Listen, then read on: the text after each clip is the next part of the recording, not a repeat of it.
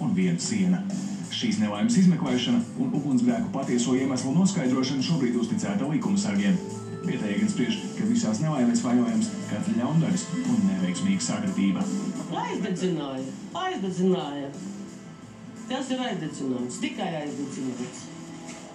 Šitā nevar būt. Tā kā vienkārši huligāni.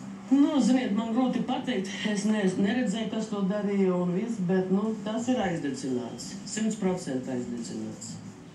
Cik es saprotu, tev vēl blakus mājās digās? No tā kaut kā te aizlidoja laikam. Jā, tās zirgtos vēži bija uz mājas pusi, kur vēl mājai loks ir iesprādzis no tā karstuma. Un tur mājai, tur tāda ģimenīte dzīvo, viņam tas jumts bija no papis ar piķi.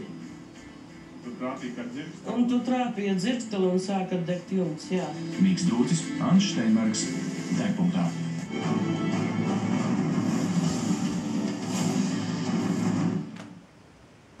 Ja esi kļuvis par liecinieku krīzes situācijai, smagai avārijai, postošam ugunsgrēkam, neparastai dabas stihijai vai šokējošam noziegumam.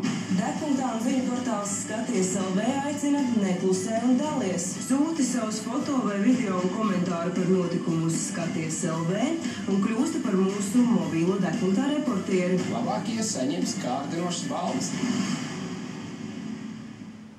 Purvciem tirgu notikusi laupīšana, kuras vaininieki par iegūto laupījumu ilgi papriecāties nepaspēja. Laupītājs aizturēja neilgi pēc nozieguma izdarīšanas. Plašāk par uzbrukumu tirgus darbiniecei stāsta Agris Blumfelds. Šodien Purvciema tirgu gluži kā kara gūstekņus divus zagļus pastaigā izveduši policisti. Veikts izmeklēšanas eksperiments un atpazīšana laupīšanas lietām. Proti pirms pāris dienām divi narkomāni cenšies iejusties pārdevēju lomā. Iegājuši tirgu un vietējā bāriņa darbiniecei piedāvājuši iegādāties visticamāk zaktas mantas. Kad sieviete uzstājīgo lūgumu noraidījusi, vīrieši viņu pagrūduši, paķēruši naudu un laidušies lapās, taču tālu nav tikuši. Ļaundarus bija fiksējusi video novērošanas kamera. Pēc viņu fotogrāfijām policisti ātri noskaidrojuši, ka vainīgi ir 31 un 35 gadus veci vīrieši. Kādi viņi izskatījās? Viena bija kaputs virsū, otrs tāds šunīgi tāds debils. Tāds skata, tāds tievs, garš, kaut ko piedāvā, iet kaut ko piedāvā. Lielākoties narkomāni. Viņi pagrūdīja, viņi iesitu viņai, pagrūdīt kā. Arī citi tirgus darbinieki redzējuši traci un stāsta, kā aizturētiem nav nekādi zaļi gurķi, bet gan bandīti ar pieredzi, un viņiem bijis pat sagatavots plāns. Они стояли сначала у кафе, двое высоких, худых. Это было на часов 2, около этого. Наблюдали, потом один зашел внутрь, второй закрыл дверь и остался снаружи. Тот потребовал деньги, она нет, он ее ударил по лицу, она вроде упала.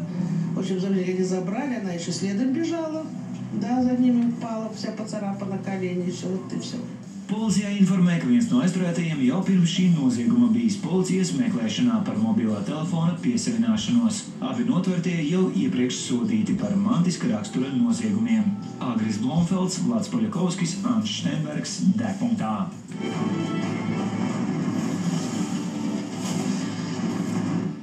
Tas mums šim vakaram viss. Jūs turpiniet skatīties LNT, savukārt es atvedos līdz pat rītvakaram. Visu jums labu!